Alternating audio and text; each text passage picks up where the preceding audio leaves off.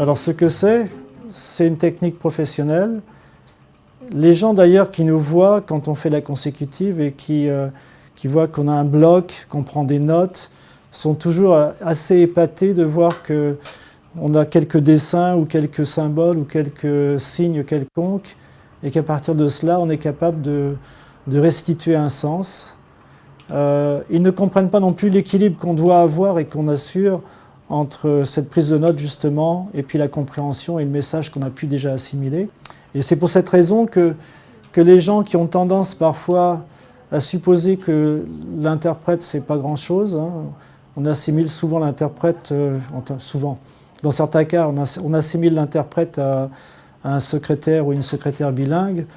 Lorsqu'ils voient en fait qu'on est capable à partir d'un support fait de hiéroglyphes et autres symboles, qu'on est capable de restituer un discours entier, parfois 5 ou 10 minutes de discours, ils sont réellement soufflés, donc ça redore un petit peu notre blason.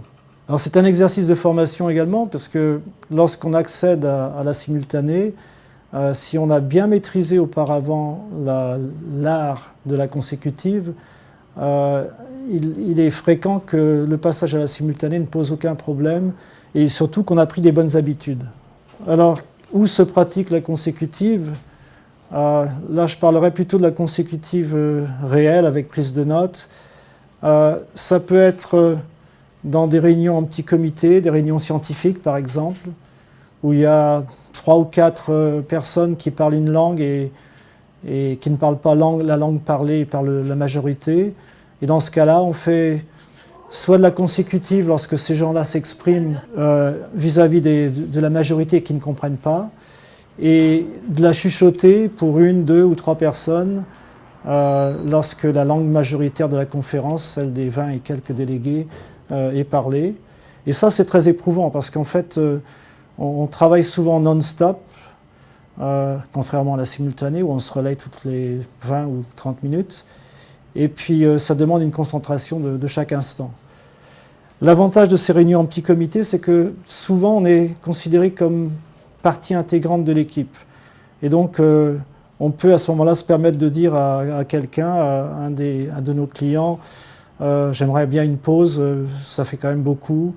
Et il n'y a pas de difficulté. Ce n'est pas aussi solennel qu'une conférence de chef d'État où on peut difficilement demander à Hollande ou à Poutine de s'arrêter un petit peu. Alors ça peut être aussi pour des discours de table, ce qui est toujours très particulier. Ça demande là une très grande maîtrise de la consécutive parce que c'est important. Il y a en général la presse qui est là, ou en tout cas il y a des gens d'un certain niveau et on n'a pas le droit à l'erreur là, dans ce cas-là.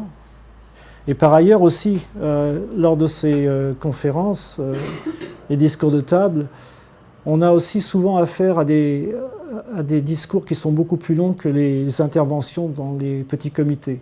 Donc ce sont des discours structurés qui peuvent effectivement faire 5 ou 10 minutes et ça donc ça sollicite bien davantage les facultés de l'interprète en prise de notes et en mémorisation.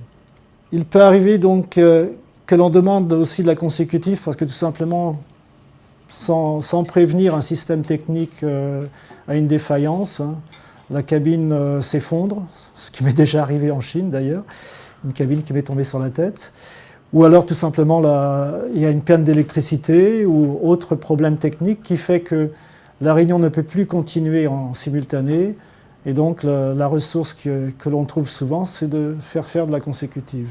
Et d'ailleurs, dans ce cas-là, ça pose toujours de grands problèmes parce que si la réunion est multilingue, les gens ne comprennent pas comment on peut traduire plusieurs langues ou interpréter plusieurs langues, comment se font les combinaisons, les relais, etc. Et il se pose que tout le monde est capable de tout interpréter à partir de toutes les langues et vers toutes les langues. Donc parfois, il est très difficile d'expliquer qu'en fait, on n'est pas des machines et qu'on a un sens privilégié de travail et que c'est celui dans lequel on devrait travailler. Alors aux Jeux Olympiques, il y a essentiellement, d'après mon expérience, 2 types de consécutives. Il y a celui qu'on a mentionné hier, à savoir une conférence de presse structurée, où on a une salle avec, comme celle-ci, peut-être plus grande, avec des journalistes qui viennent, quelques caméras également, et puis une estrade avec une grande table où viennent se présenter des sportifs, des entraîneurs, des acteurs en tout cas des Jeux Olympiques. Et ces gens-là donc sont soumis à des questions de la part du public qui est devant eux. Et les réponses doivent être interprétées. En général, c'est de nouveau comme dans le premier cas des petits comités, c'est en général une interprétation consécutive vraie lorsque les gens à la tribune s'expriment pour l'essentiel du public, et de la chuchoter lorsque par exemple une question est posée à l'adresse d'un entraîneur ou d'un athlète. Et alors ça c'est donc la conférence de presse structurée, et puis il y a celle que je cite ici de la zone mixte, qui est une intervention qu'on peut appeler de la consécutive, mais qui est en fait tout simplement d'assurer une interface linguistique entre un journaliste qui pose une question à brûle-pourpoint à un athlète et une réponse qui en général est très brève, parfois se limite à quelques mots ou un mot ou deux, et qu'il s'agit en plus de ne pas louper, hein, parce c'est tellement bref, tellement rapide que c'est dans l'instant. Si par hasard on n'est pas attentif, on peut tout simplement passer à côté. Donc c'est un exercice de relations publiques, et contrairement à la simultanée où l'interprète est dans son aquarium et souvent invisible, les gens ne savent pas qui est interprète, on est en général très visible, on est vu, et il existe deux types de délégués. Il y a ceux qui ignorent l'interprète, mais il y en a aussi beaucoup qui veulent, lors des pauses notamment, découvrir un peu ce qu'on est. Et donc c'est le bon moment à ce moment-là. On leur a démontré qu'on est capable de faire un travail linguistique de qualité. C'est un bon moment pour donner sa carte, si par exemple on n'est pas recruté par un collègue, bien sûr, mais en tout cas pour faire de la promotion de la profession dans le pire des cas, ou de soi-même dans le meilleur des cas. Ça permet aussi, parce que c'est un exercice périlleux, sans filet, ça permet aussi de montrer qu'il y a de vrais interprètes, hein. Beaucoup de gens ne savent pas ce qu'elle interprète, ne savent pas du tout la difficulté que l'on a. Et j'ai mis ici l'exemple de Gibraltar. C'est un exemple réel que j'ai vécu il y a 15 ans peut-être. Et c'était un ministre de l'économie, je crois, de Gibraltar. Alors Gibraltar, c'est tout petit. Et c'était une réunion importante qui avait été organisée là. Et lors du grand gala, du dîner de gala le soir, le ministre en question a bien sûr qui était l'acteur principal de cette conférence, a pris la parole. Il a commencé à parler en espagnol, parce qu'il en fait il était espagnol, comme la plupart des gens à Gibraltar. Puis il a continué en anglais, qu'il parlait d'ailleurs très bien. Mais il a parlé quelque chose comme, je n'exagère pas, à peu près 20 minutes, 20-25 minutes.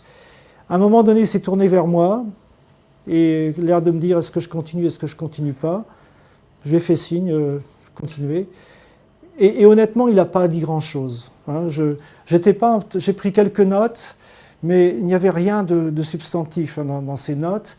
Et puis, quand il est passé à l'autre langue, il a redit la même chose. J'ai laissé faire, et lorsque j'ai interprété, j'ai sans doute mis un sixième, un huitième du temps qu'il avait consacré. Alors les gens ont d'ailleurs, j'ai vu dans la salle beaucoup de sourires et de ouf de soulagement, parce que les gens ont commencé à s'impatienter. Lorsque le gars qui parlait espagnol, peu de gens comprenaient. Mais après, lorsqu'il a parlé anglais, beaucoup ont compris ce qu'il disait. Et donc ils ont craint de devoir subir ensuite un quart d'heure de français, alors que pratiquement tout le monde avait compris.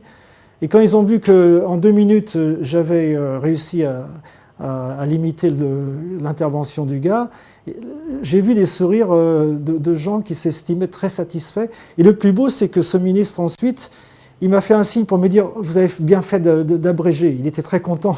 Apparemment, il n'était pas capable de lui-même abréger son propos. Et il était particulièrement heureux de voir que moi, j'avais pu ramasser en quelques phrases les quelques bêtises qu'il avait dites, parce qu'il n'y avait vraiment pas grand-chose du point de vue substance. Donc c'est un apprentissage de techniques, hein, qui sont indispensables, comme je l'ai dit tout à l'heure, pour passer à la simultanée. À l'évidence, on ne fait pas du mot à mot. Alors qu'il est vrai qu'en simultané, j'ai vu des gens qui n'avaient pas de formation et qui systématiquement suivaient de façon servile l'original, surtout dans des combinaisons où c'est possible, par exemple de l'anglais au français ou de l'espagnol au français. Et il n'y avait aucun retravail, aucune digestion du message et réexpression dans l'autre langue. Donc le fait qu'on fait de la consécutive et qu'on en fasse un exercice, même si on ne la pratique pas ensuite, est une bonne façon de prendre de bonnes habitudes. Donc l'association de la mémoire à court terme et de la mémoire à long terme, c'est quelque chose qui est indispensable. Et là encore, je mets en garde contre l'abus des notes en consécutive. J'ai vu trop souvent des gens qui une intervention commençait, c'était une prise de notes effrénée.